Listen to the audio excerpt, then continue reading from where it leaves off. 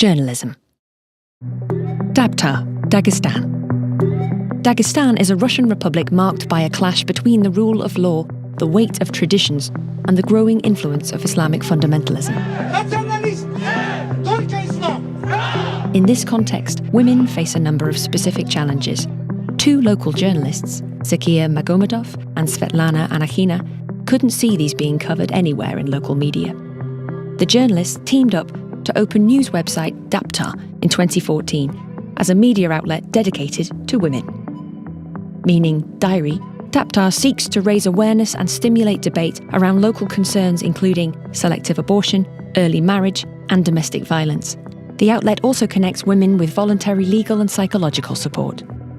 In 2016, the two journalists ran a landmark story about female genital mutilation in Dagestan. Breaking the silence around the ongoing practice in rural parts of their country, the piece provoked a regional and national conversation.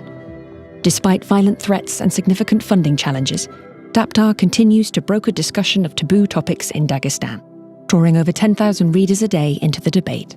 It's talking about an area we don't hear much about, and so any work or stories that bring to life some of the hardships that women around the world face deserve recognition. Behruz Buchani, Manus Island, Papua New Guinea, Australia. Behruz Buchani is an Iranian Kurdish journalist who co-founded the magazine Weriya to explore Kurdish politics, culture and history in his home city of Ilam. When paramilitary forces raided Weriya's office in 2013, arresting 11 of his colleagues, Buchani wrote a story that went viral and, fearing arrest, had to flee. Buchani arrived in Australia by boat several months later, intending to seek refuge. He found himself forcibly relocated to Manus Island and an offshore detention centre in a remote corner of Papua New Guinea. Buchani has been held in indefinite detention alongside more than 900 other men ever since. The detention centre is a harsh place, publicly advertised as a refugee deterrent by the Australian government. From the first day, Buchani dedicated himself to recording and speaking out against its many injustices. Offshore policy is not based on border protection, it's based on torture. At first, Buchani had to write under a pseudonym. He evaded heavy communications monitoring by trading personal items, including his shoes, for mobile phones. In 2016, he shot a full feature-length documentary on one of those phones. Whilst the world's press has been denied access, Behruz Buchani has refused to be silent, gaining numerous bylines and winning global media attention with very little to help him. Behruz Buchani is such a remarkably heroic journalist because having fled one hell to another, he continues to document and he's getting all this information out on his cell phone. He will not be shut down. Krik, Serbia. Aiming to expose organised crime and corruption across Serbia, a team of experienced young journalists joined together to form the Crime and Corruption Reporting Network in 2015. Known as Krik, they use investigative reporting to bring transparency, seeking to help their readers understand the impact of corruption in their country. In their first year, Krik have published several high-impact investigations.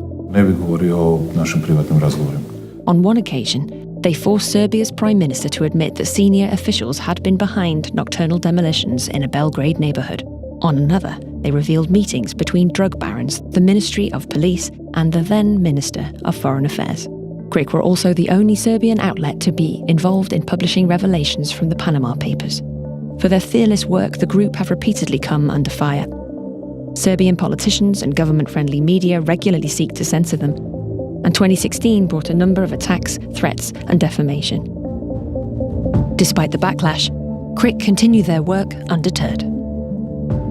Krik is one of the very few investigative journalist outfits in Serbia that's looking at corruption and organised crime at the very highest levels, and that's absolutely essential in a country where both of those things are rife. Maldives Independent and Zahina Rashid, the Maldives. You may know the Maldives as a luxury holiday destination, but as far as democracy and media freedom is concerned, this island nation is far from relaxing. Since Mohamed Nasheed, the first democratically elected president in over 3 decades, was ousted in 2012, numerous scandals have hit the Maldives. In August 2016, incumbent President Abdullah Yameen was facing allegations of corruption and embezzlement. Taking action, his government drove through a harsh new defamation law, giving the state enormous powers over anyone publishing supposedly defamatory content.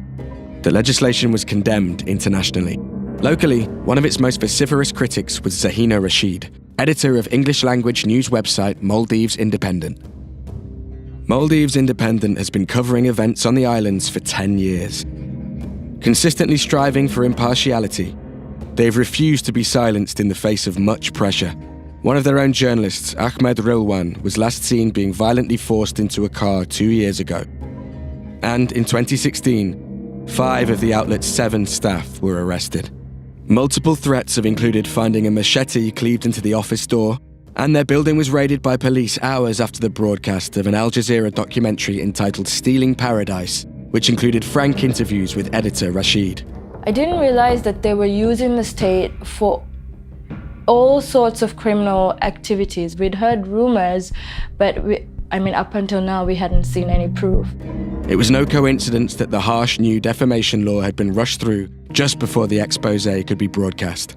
Fearing for her safety, Rashid fled before it was screened. In exile, she has continued to lead the Maldives Independent and its fight for justice. Well, the Maldives Independent, under the stewardship of Zahina Rashid, has faced attacks from all sides in recent years. And despite all that, they've continued to do what they do best: tell stories, expose corruption, expose human rights abuses, and attacks on a free press.